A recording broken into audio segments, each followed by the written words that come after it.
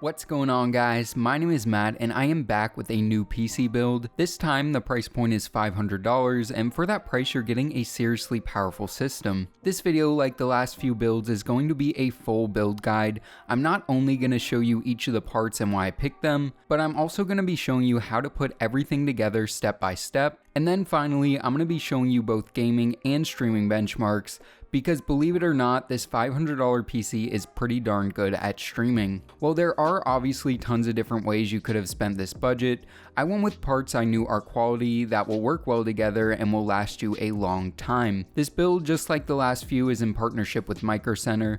They provided some of the parts for this build and are the main reason I've been able to bring you these PC build guides over the past few months. If you have a Microcenter near you, I would highly recommend checking it out. It's by far the best in-person experience for buying PC parts. This selection is incredible and the prices are surprisingly competitive. For this build, I did go off of pricing from Amazon and Newegg, but the cool thing is that by purchasing your parts from Microcenter, you could actually bring the total cost a bit below the $500 budget. Thanks again to Microcenter for helping out with this build, and now let's go ahead and get into talking about each of the parts that make up this budget gaming beast. So the first thing I usually select with the system is the CPU. This determines a number of other factors for the build, and other than the GPU, this has the biggest impact on gaming performance. At the time of pricing this build out, the Ryzen 5 1600AF is the absolute best value for the money CPU, and luckily at only $85 it fit nicely into the budget. For $85 you're essentially getting a slightly downclocked Ryzen 5 2600.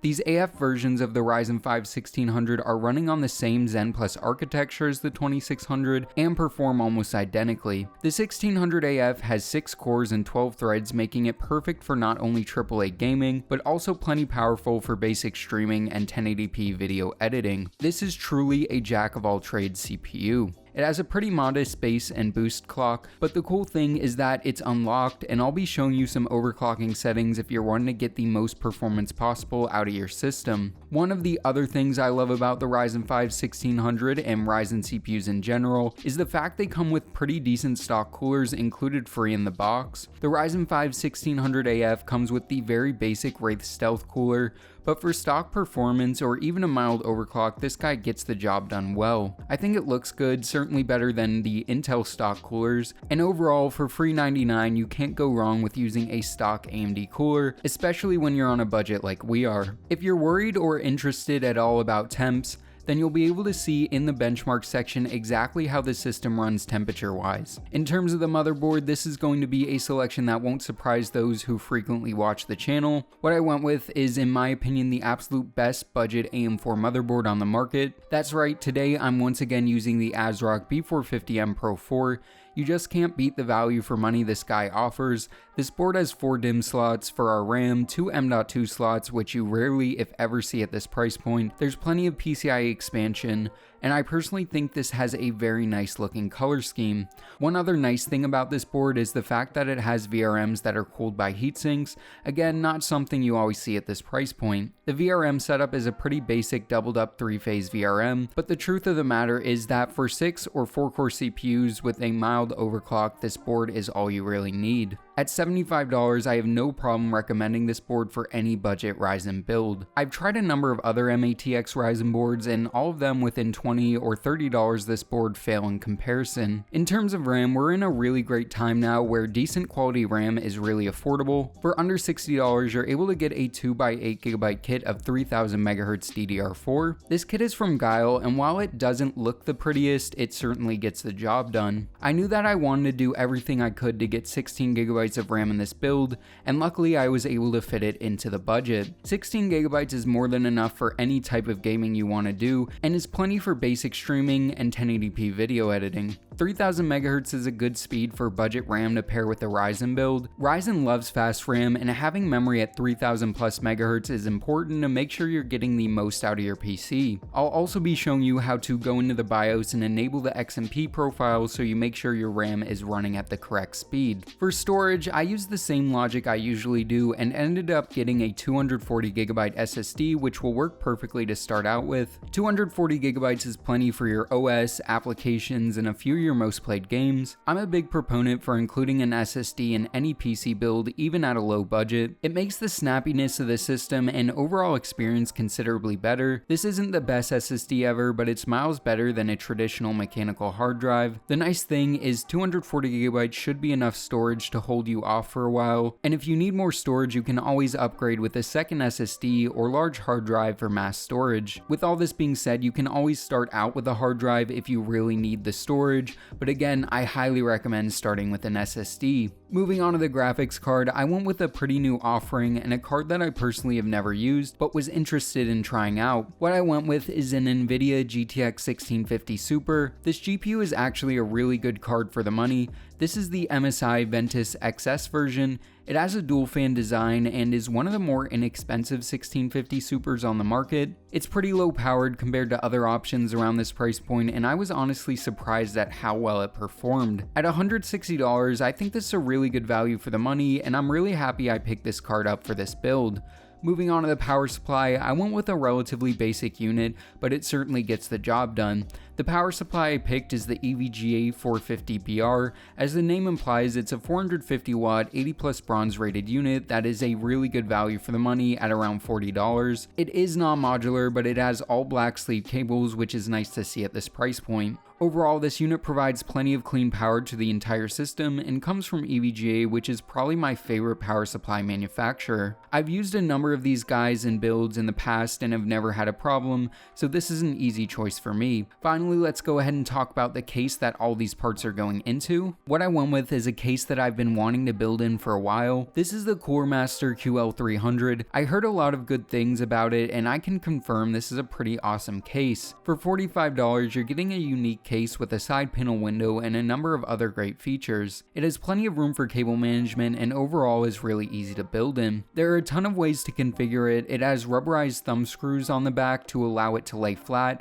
Also, in a matter of 5 minutes, you can flip the feet and bottom dust filter to the top to give the whole case an inverted layout, which is pretty awesome. You can also move the front I/O to a number of different orientations, which is also something you don't see very often. This doesn't have the best airflow, but for low power components like the one in this build, it works great, and I can honestly say this is one of the coolest cases that I've built in around this price point. All in all, for $500, you're getting a set of quality parts that will last you a long time and allow you to do a ton of different stuff on your PC, from gaming to streaming to even video editing. So now that you've learned about each of the parts and learned why I picked them, I'm now going to show you how to put everything together. There are a number of ways and orders to assemble this system, but I'll go over my preferred method. Before you get building, it's important to make sure you're ready by gathering the right tools and have an open area to work on. The only thing you'll really need is a standard Phillips head screwdriver. I would highly recommend you use a magnetic screwdriver. This will make building the PC a little bit easier and can be helpful in a number of ways. Next, let's talk about static. I personally don't worry about it and have never had any issues or problems with it. If you live in a very dry place or are worried about it, you can always use an anti-static ground strap like this one, or periodically ground yourself on something like a light switch screw. With your workspace ready to go, your schedule clear, and your tools in hand, it's now time to start building your PC. So the first thing you're going to want to get out is your motherboard box. Go ahead and open it up, take out the SATA cables that look like this,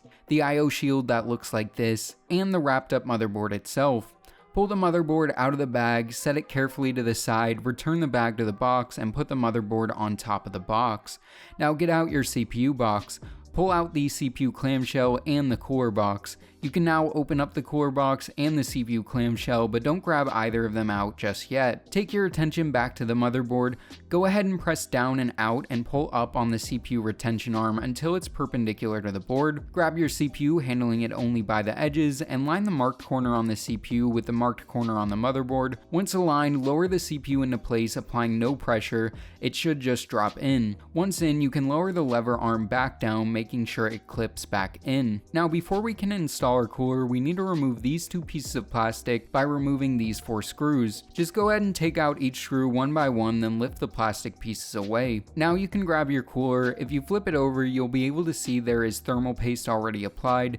Make sure not to touch this because contaminants could hinder cooling performance. Go ahead and lower this into place with the AMD logo facing the back I/O and lining up the screws on the cooler with the standoffs in the back plate. Next, tighten these screws down in a cross pattern a few turns at a time until it's tightened down all the way. Now grab the CPU fan wire and plug it into the CPU fan connector to the top right of the cooler. The connector and the header have a notch in them. Line these 2 notches up and press the connector into place. With that done, you have successfully installed your CPU and CPU cooler, meaning we can now move on to our RAM. Take out your RAM kit containing your 2 sticks of RAM and move your attention to the 4 RAM slots on your motherboard. Open up the latches on the 2nd and 4th slot from the CPU socket. Take your first stick and line up the notch in the stick with the notch in the slot and lower it into place. Once you're sure it's lowered in correctly, press down on each side until you hear a click and see the clip close. Now just repeat the same process with the other stick in the 4th slot. Once this is done, you can go ahead and put your motherboard to the side and get out your case box. Easiest way to get this out is to just open it up, flip it upside down, and lift the box away. Then you can get the case itself out. First, we're going to take the 4 rubber covered screws out from the back of the case, and once all of them are out, the panel will want to fall, so hold onto it while removing the last screw. Then you can just lift the panel away. Now you can flip the case onto its side and remove the 4 thumb screws on the side panel window. Make sure to put all of these thumb screws in a safe place. Now you can lift the panel away from the case. Next, put the foam,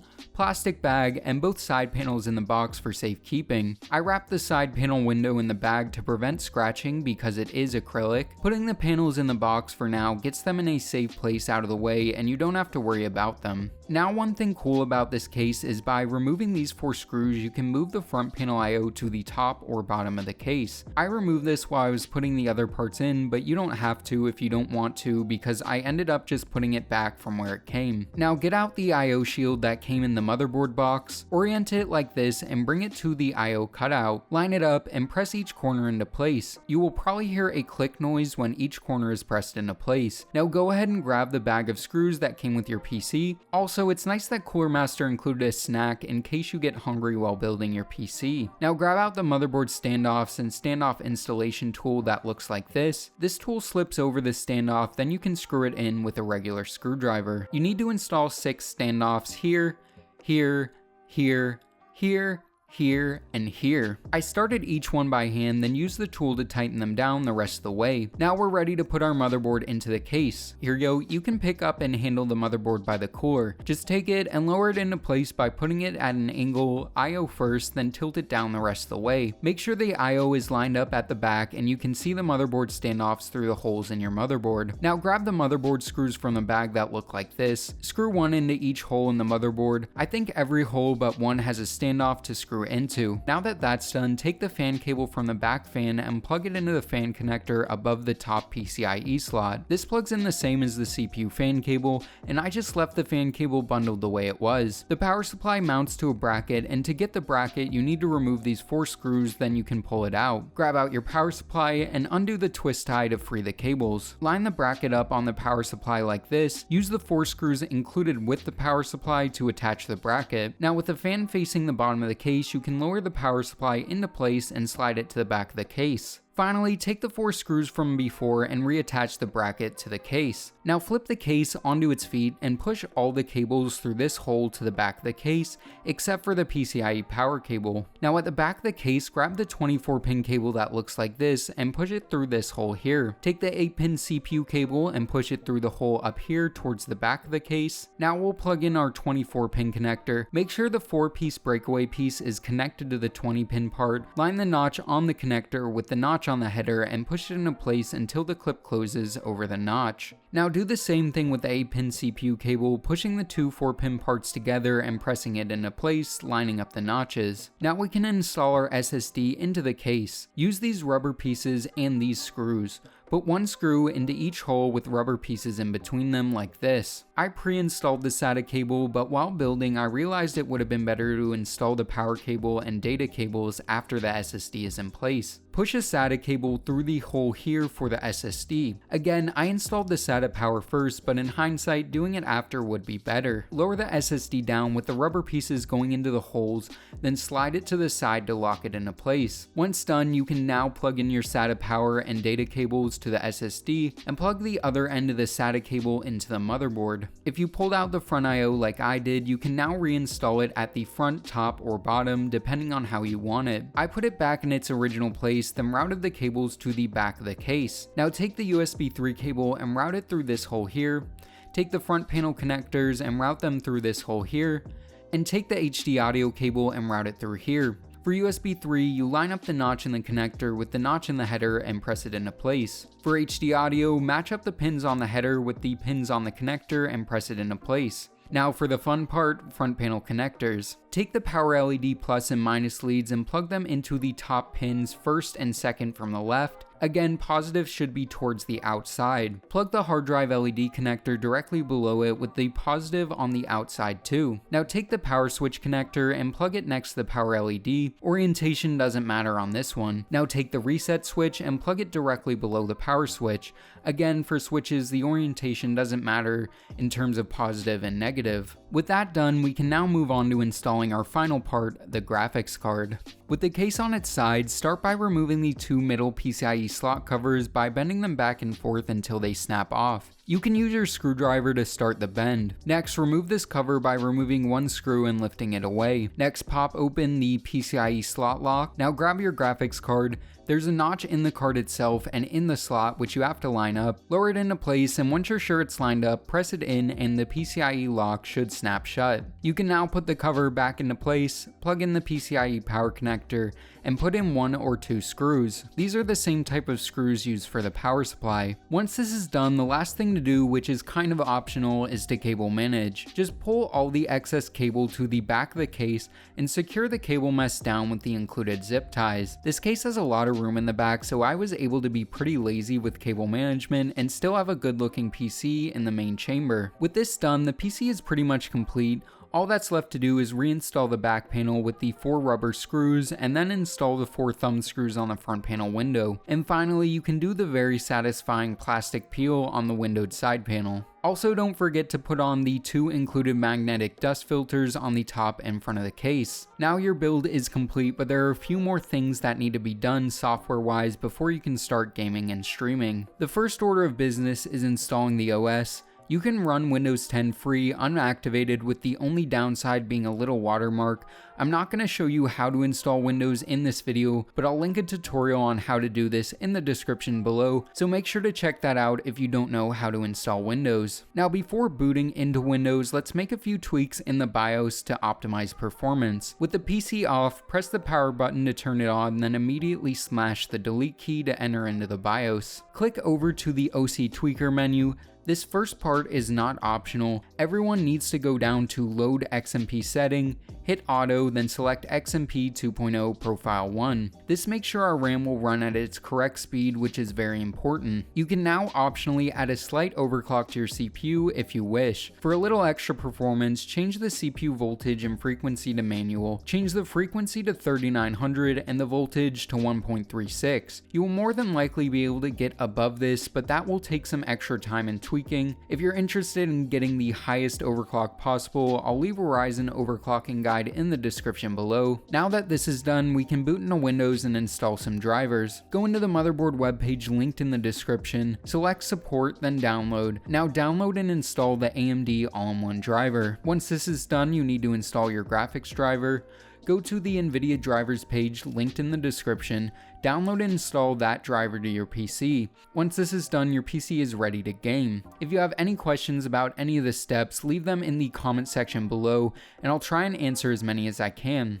So now that you've seen all the parts and learned about how to put this whole thing together, let's go ahead and talk about how this PC performs in both gaming and streaming. For gaming benchmarks, I tested 6 games, 4 of them were esports titles and 2 of them were modern AAA games. Starting off with the very hard to run Borderlands 3 at 1080p medium settings using the built-in benchmark. This system received an 83 FPS average with 1% lows of 65. This is really good performance and shows you that this system can handle pretty much any game you throw at it. Moving on to Fortnite at 1080p pro settings, the system receives an overall average of 150. In combat, the average is more around 130, but overall performance is great and this should allow you to play this game competitively if you wish. Moving on to Rainbow Six Siege at 1080p medium settings, I used the built-in benchmark, and doing so, the system received a very impressive 211 FPS average with 1% lows of 155. This again shows you that this PC is absolutely amazing for esports games like Rainbow Six. Next up is CSGO at 1080p pro settings. With these settings, the system received an overall average of 277 FPS, but like Fortnite, in combat there were some dips in performance,